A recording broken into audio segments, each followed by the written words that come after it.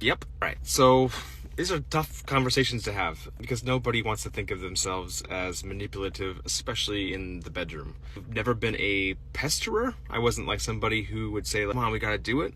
But I was a scorekeeper. I would keep track of how often we did it. Okay, so the vast majority of our marriage, she was constantly thinking of me and trying to make me comfortable and trying to meet my needs. And I was trying to maintain my own comfort and emotional regulation. I wish that wasn't true. I wish there was some other version of that story. But a lot of it came from this comment. A lot of it came from what we would refer to as mopey energy.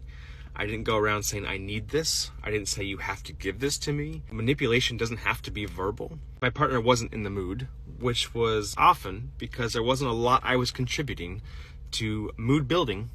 She could still read how I felt, and she wanted to make me feel better. Sometimes because that's genuinely who she is, a loving person. And other times because she had been told that's who she had to be. How else can it unfold other than starting to feel obligated?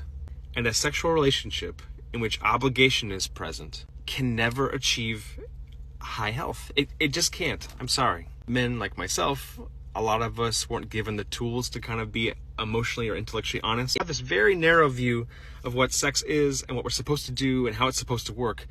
And clearly it does result in obligation and resentment.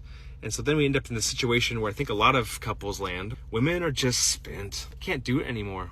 There's no amount of trying to make you feel better that's ever going to make you feel well enough to be whole. My partner literally would ask me, how is this going for you? And I would say, really good. It's going great.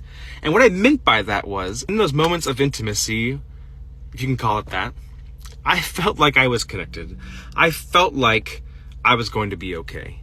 What I didn't realize was how much I was missing. I think men more than sex want intimacy, and we don't know how to achieve it. So many of us disembodied from our actual physical experience. Because our actual physical experience, starting from birth at circumcision, being like physically hit whenever you did something wrong, or being in sports when your sacrifices of your body weren't deemed good enough. It's not been a pleasant experience. And so we have dissociated that part of ourselves and blocked it off. And we've literally disintegrated ourselves. And unfortunately, on this level of intimacy, it requires an integrated person. It requires us to be present to our own needs and how to communicate them. It requires us being present to the other person, not escaping from pain. What we are seeing now is actually the dismantling and exposure of a flawed social contract. And sometimes it's helpful to say the quiet part out loud. That arrangement is that I will do all these uncomfortable things and I will sacrifice myself in all these ways I've been told to be valuable on the condition, and it's the only thing I ask, is that I get sex. Men are equating sex and intimacy as the same thing.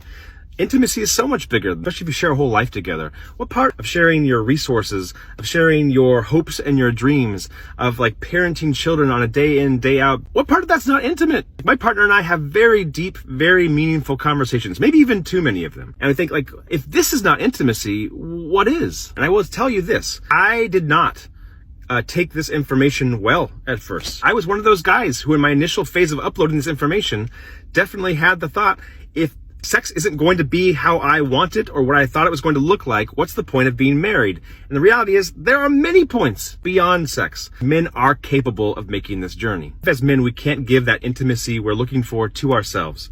We're certainly not going to be able to give it to our partners.